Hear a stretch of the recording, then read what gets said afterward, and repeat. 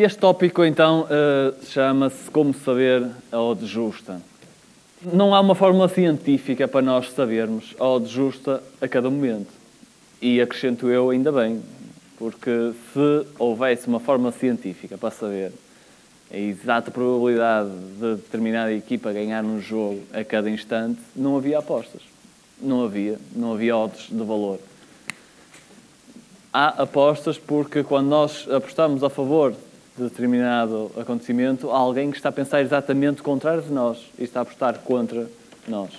Para nós, apostar a favor é uma aposta de valor, para a outra pessoa, a essa mesma odd, é uma aposta de valor apostar contra, pensa o contrário de nós. Isto precisamente para dizer que não há uma forma científica para chegar então a tal odd justa. E eu tento usar alguns truques para tentar encontrar a odd justa a cada momento. Se eu consigo descobrir que a odd justa de determinada equipa deve ser 2, se naquela altura a odd está a 2.20, eu aproveito e aposto a favor. Se eu acho que a odd justa é 2 e a odd no mercado no momento está a 1.80, eu aposto contra. Okay? É uma aposta de valor. Mas este exemplo que eu vos vou dar é um exemplo de uma aposta de valor sem que eu saiba qual é a odd justa. Parece que me estou a contradizer, mas isto é uma tática que eu importei das ações diretamente para as apostas. Não sei se sabem ou não, mas eu antes de fazer trading nas apostas fazia na bolsa de valores com ações reais. É outra das minhas paixões e continuo a fazer, e continuei a fazer ao longo do tempo. Gosto do trading no geral, não só das apostas. Então vou-vos explicar aqui uma tática que nós usamos nas ações e que é possível aplicar também nas apostas. Então imaginem o seguinte, estas cotações têm 3, 4 dias. Vamos supor que nós fazemos os nossos estudos e chegamos à conclusão que uma ação da EDP vale tanto como uma ação da Mota-Engil. Chegamos a essa conclusão. Ambas ações vão distribuir um montante de dividendos igual, ambas ações têm uma perspectiva de crescimento no longo prazo igual, a incerteza que afeta ambos os negócios é idêntica e então podemos dizer que ambas as ações valem exatamente o mesmo. Okay? Neste dia, o que aconteceu neste dia? Neste dia, a ação da EDP desceu 2,30 e tal %, a ação da Mota-Engil subiu, portanto, desfasaram uma da outra. Okay? E nesta altura, partindo do pressuposto que a EDP vale tanto como a Mota-Engil, se a EDP vale menos do que a Mota-Engil, a EDP está relativamente barata. Okay? E esta palavra é importante. Está relativamente, passa a redundância, em relação à Mota-Engil. A EDP está relativamente barata, a Mota-Engil, nesta altura, está relativamente cara em relação à EDP. E não é isso que eu vos vou ensinar, né? Mas se eu quisesse fazer trading em ações neste dia, aquilo que eu faria era comprava a EDP está barata, e vendia Mota-Engil. Nós podemos vender mesmo antes de ter o ativo. Nós podemos fazer como nas apostas, parecido. Posso vender a Mota-Engil com a promessa de comprar mais tarde. Se eu acho que a Mota-Engil vai descer, então eu posso vender já e comprar mais tarde a um preço mais barato. Pronto, isto era o que eu fazia e nós podemos consultar vários exemplos eu fazerem isto. Mas reparem aqui, eu desenhei-vos 3 cenários para que vocês percebam aquilo que eu estou a dizer. Se nós supormos uma subida de ambos os títulos, reparem, nós vamos ganhar dinheiro. Nós vamos ganhar, se ambos os títulos subirem para 2,70, e este é o nosso pressuposto, que ambas as ações valem o mesmo. Então, se ambas subirem para 2,70, nós vamos ganhar dinheiro com a EDP, vamos perder dinheiro com a Mota-Engil. Mas aquilo que nós ganhamos com a EDP mais do que vai compensar aquilo que nós perdemos na Motengil.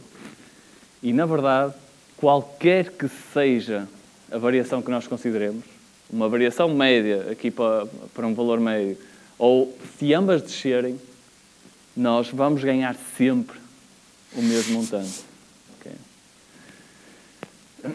Porque nós não estamos... Portanto, eu estou-vos a dizer isto sem saber qual é o valor justo da ação. Reparem que eu, em momento algum, vos disse que a EDP deve valer 3 euros, ou que a EDP deve valer 4, ou que deve valer 1.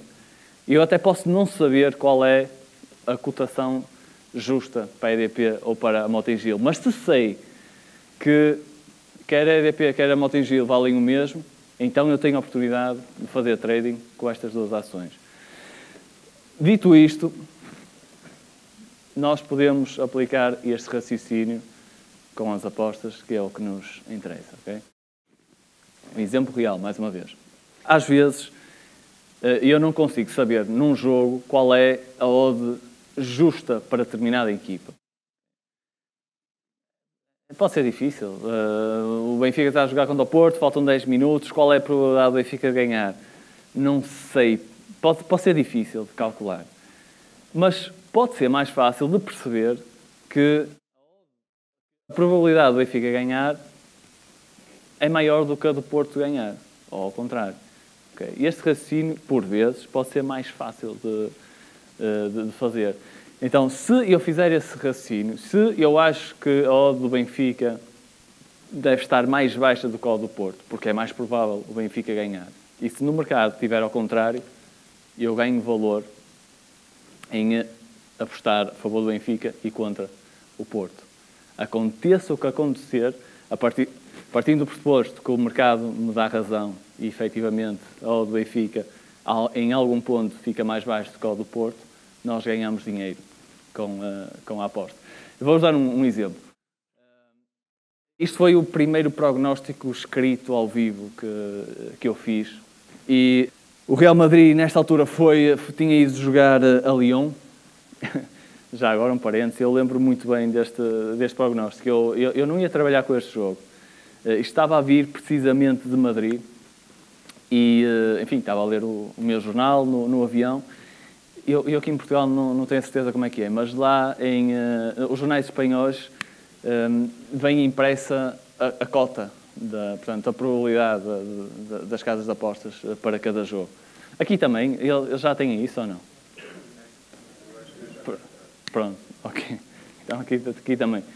Na altura não tinha. Mas pronto, eu vim no avião e vi que a odd para o Real Madrid ganhar estava abaixo de 2, estava muito baixo. E eu achei que aquilo estava muito injusto, por outros fatores que agora não vou estar aqui a exemplificar, mas basicamente era um jogo de eliminatório e eu achei que o Real Madrid não ia mesmo ganhar.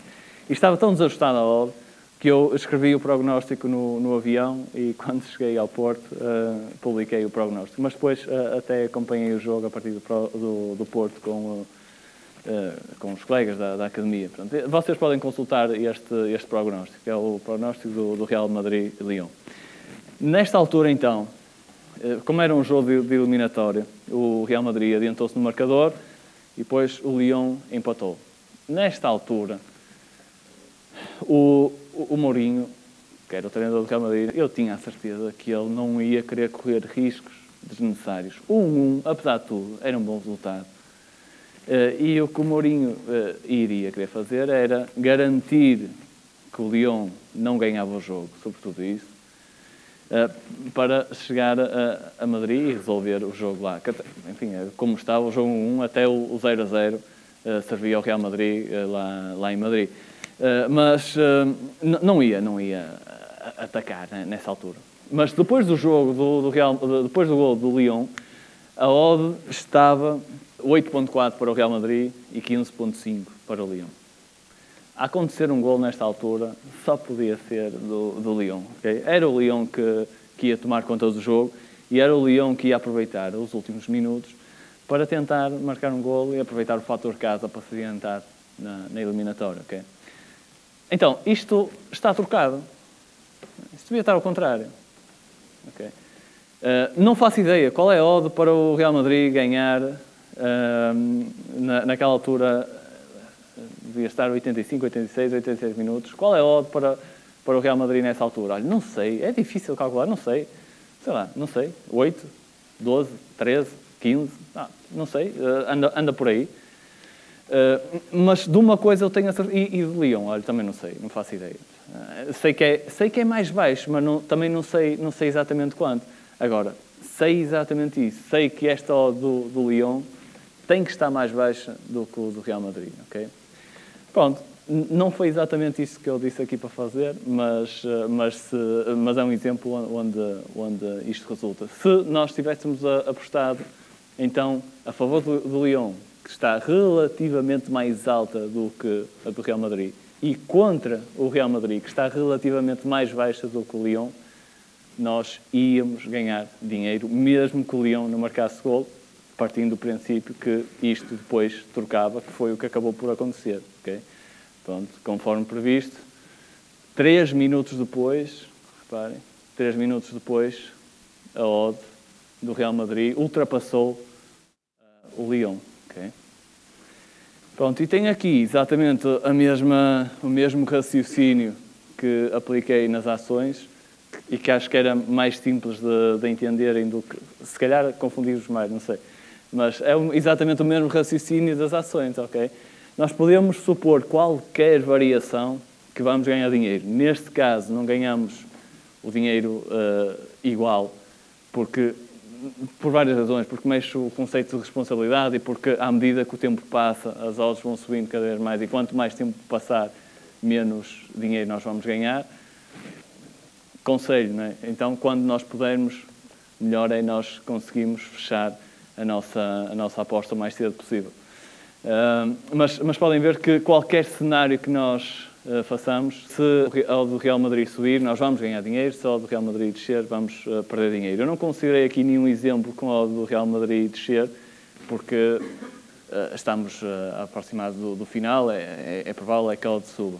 A não ser que o Real Madrid marque um gol, mas esse cenário não é isso que nós estamos aqui a considerar. Achamos que esse cenário é todo improvável. E o que eu estou a dizer é que, mesmo que o Lyon não marque gol, até pode não acontecer nada, nós ganhamos dinheiro com esta leitura, mas ganhamos ainda mais se o Lyon marcar o gol. Pode do Real Madrid subir, por exemplo, para 10 e o Lyon descer para 8, aqui não há dúvidas, aqui ganhamos com qualquer um dos dois. Mas mesmo que aconteça, reparem, subiram ambas as odds, a odd do Real Madrid subiu para 21, nós como tínhamos feito o lei a 5.4, ganhamos 74.2. Tínhamos feito o back ao Lyon a 15.5, a odd subiu para 20, vamos perder dinheiro, não é? Mas perdemos 22.5. A diferença é sempre positiva, ok? Desde que este pressuposto se verifique. E, efetivamente, a odd do Lyon fique mais baixa em algum ponto do que a odd do Real Madrid. Okay? Pronto, é uma das estratégias que eu uso com frequência na minha leitura dos jogos. Para ganhar com as apostas, temos que apostar com valor esperado positivo. Para percebermos se uma aposta tem valor, temos primeiro que entender o conceito de valor esperado nulo. Para identificar valor esperado nulo, vou dar-vos um exemplo que todos nós conhecemos, o jogo da moeda ao ar. Vamos imaginar que apostamos em croa e ganhamos 1 euro de cada vez que sair croa e perdemos 1 euro de cada vez que sair cara. Vamos a isso? Olha, no primeiro lançamento saiu cara e por isso estamos a perder 1 euro. No segundo lançamento, saiu croa e recuperamos. Estamos a zeros novamente. No terceiro, saiu croa novamente e já estamos a ganhar 1 euro. Agora no quarto, saiu croa e vamos já com 2 positivos. Quinto lançamento, saiu cara e ficamos apenas com 1 positivo. Sexto lançamento, saiu croa e voltamos a 2 positivos. Sétimo lançamento, saiu cara e agora estamos só com 1. Saiu novamente cara e voltamos a zeros. Nono lançamento, saiu croa e ficamos a 1 positivo outra vez. 10º lançamento, saiu cara e voltamos a zeros outra vez. Ou seja, no final de 10 lançamentos saiu 5 vezes cara, 5 vezes croa. Por isso, ficamos a zeros. O que é que aconteceu aqui? Perdemos o nosso tempo. Umas vezes ganhei dinheiro, outras vezes perdi, mas no final não ganhei nem perdi porque estive a apostar com valor esperado nulo. Eu não aceito fazer apostas com valor esperado nulo. Nem esta da moeda ao ar, nem apostas de futebol em que eu percebo que o prémio que me oferecem é justo, ou seja, que umas vezes vou ganhar, outras vezes vou perder, mas no final vou ficar igual.